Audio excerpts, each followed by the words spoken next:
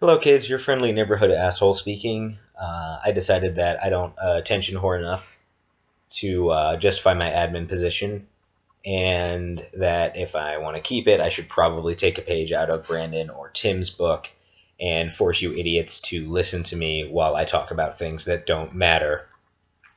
So, with that said, let's go into what I'm going to call my state of the fuck you address. And basically, I'm going to go over everything about Vanguard, about Buddy Fight, about Bushiroad products in general. I want to talk about what I think is good, what I think is bad, and what I think y'all need to stop bitching about, because, oh my god, I am sick of seeing that shit week after week after goddamn week.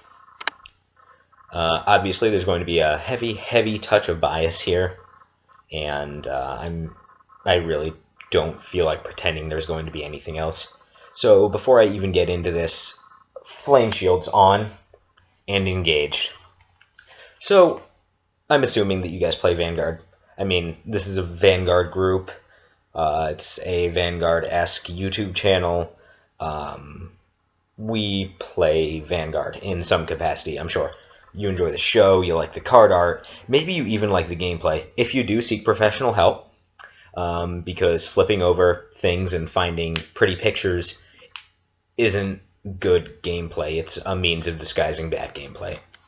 I'll go into that later.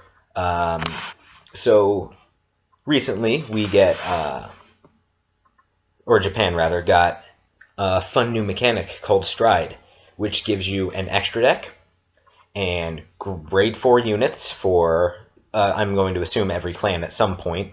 So Kagero don't get to be the kids on the block with the new toys anymore.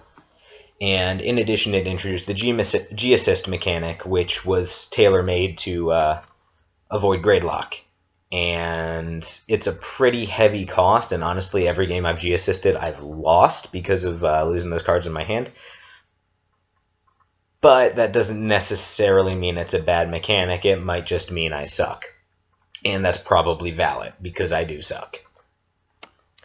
But anyway, Stride's the latest in Vanguard's string of mechanics. I like it. I actually do. It's better than Limit Break. I'll get to it with Legion. I think it's about on par with Legion in terms of like my hype factor for it. I do like that there's an extra deck, and I do like that there's generic units now, because generally just having more options means that there's better breadth of gameplay.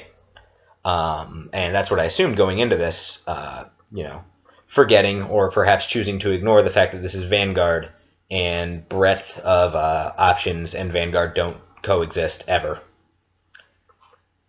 But before I get into that any further, I'd like to talk about, Clan Fight. Where do I start with Clan Fight? Clan Fight's a terrible idea. I don't like it. I know a lot of people who don't like it. Number one, it causes confusion, and if I have to delete another fucking topic where you guys ask about Clan Fight in the English format, I am going to personally drive down to Ohio and kick Brandon in the dick. You have that in writing. But Clan Fight's dumb because it does the exact opposite of what card games are supposed to do and what I feel card games are about, and that's creativity.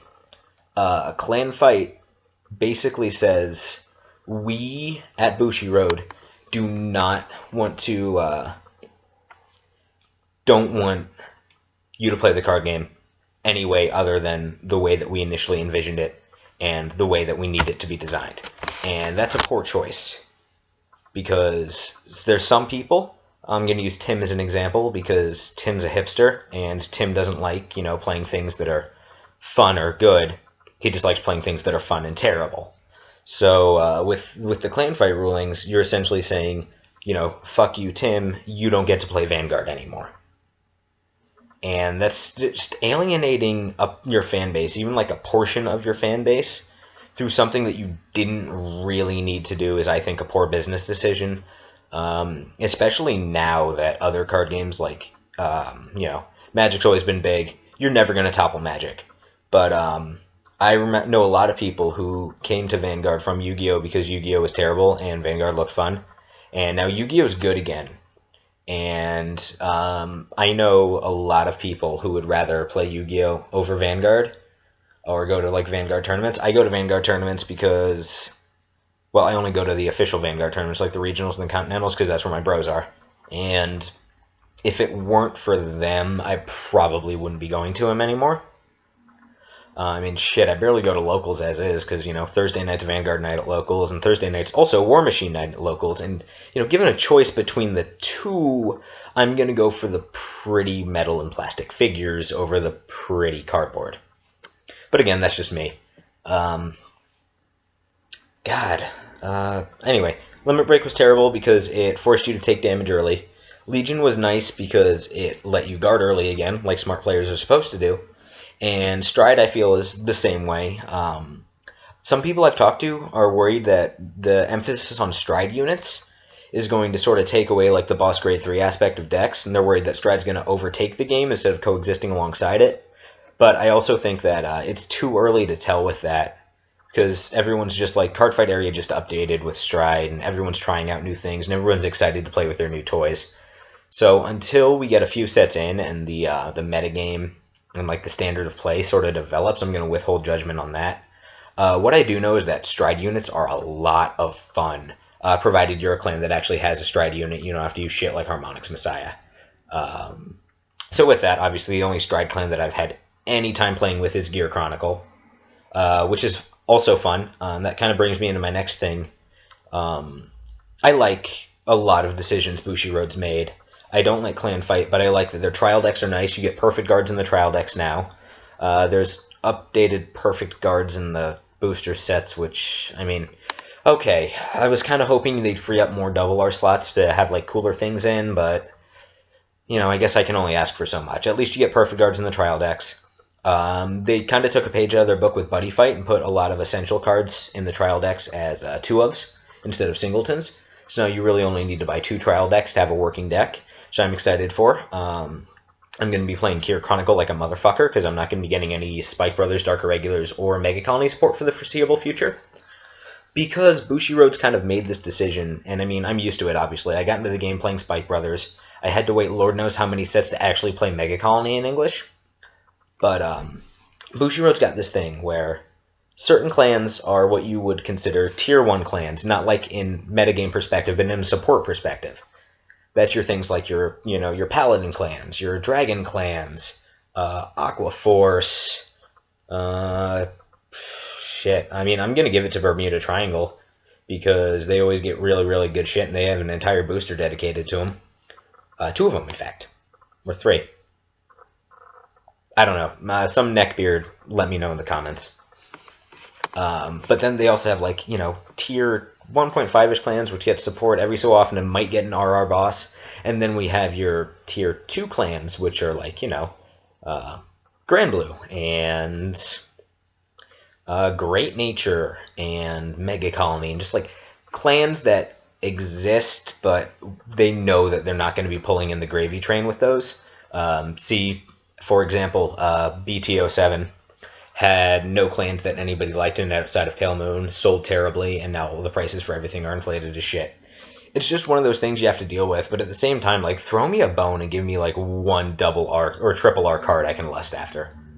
On the plus side, though, that is going to let me update my decks consistently and at little cost, you know, except for Gear Chronicle, but that's something I kind of went into knowing when I decided to build the deck. Also, Generation Rares are dumb as crap. Chronos Command Dragon being, like, around the same pull ratio as an SP, from what I've heard, is stupid, especially because that's the only way right now you can get him. And unless they just, like, shoehorn him into the second set as a double R, like sort of what they do in Buddy Fight with the Buddy Rare cards, I just might not run Chronos Command Dragon, quite frankly, because I don't have the money to invest in a card game on that level, and I don't want to.